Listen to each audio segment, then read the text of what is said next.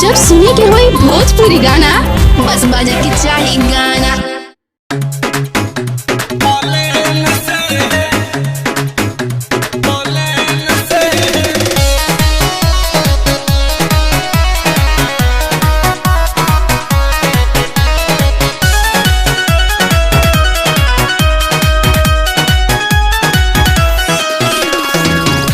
के भागनी हम अपना घर से कापे करे जा बड़ी पापा जी के डर से।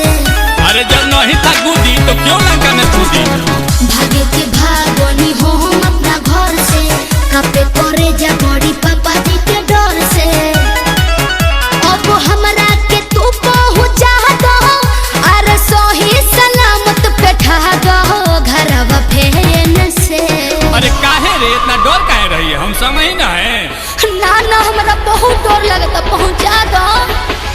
लैलियो तारेन से रे सुगिया घुमैलियो प्लेन से। लैलियो तारेन से रे सुगिया घुमैलियो प्लेन से। दहजियो बैठ गइली हमरे ही देन से। जहजियो बैठ गइली हमरे ही देन से। दहजियो बैठ गइली हम ना मानम, हम जइबे करब।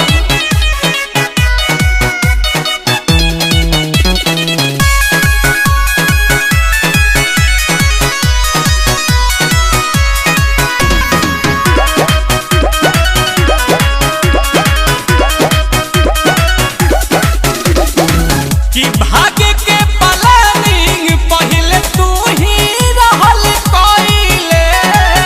आ तब काहे छोट मोट धमकी से डराइले। अरे हमरा अपना जान के चिंता नहीं है, तहरा जान के टेंशन बा। जज्बा तुम्हें अकेले कर मत कोई।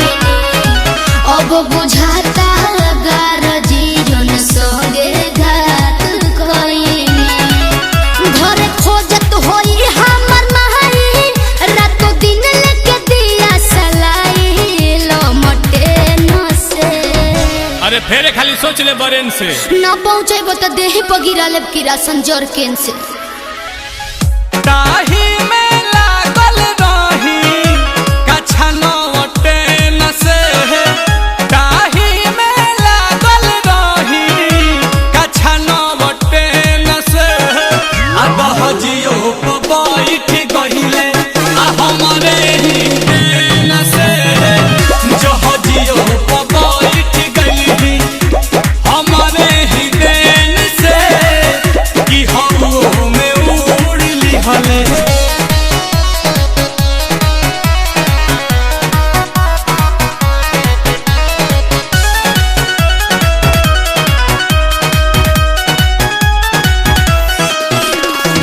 कि तिहले दिन तो संगे सुतले अब काहे उबाले।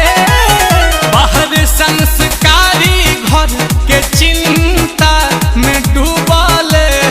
आशुतोष मुखिया एफआईआर लिखवा दिले बड़े। नील कोमल घरे जाके साफ सीधा हो जाए। ना तो हाले बिन बिया है हम विधवा हो जाए। बटे फोटो थाना में दिया है बड़े सोनू सुधा कर बनाए सिकड़ चेन से। अरे हम आदमी भेज दिले बानी गोला बगेन से। तू खोजा कर मारुति भैन से मुआ दी हस। कि हमारो होके को हम जानी बुझी है लाते न से।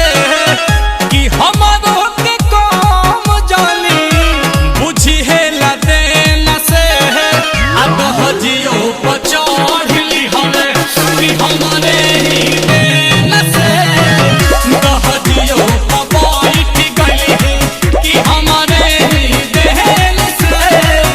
हले तो पे चढ़ली हले। ए जा हो तार गिद्ध के जनम छोड़ा दे हनी हट।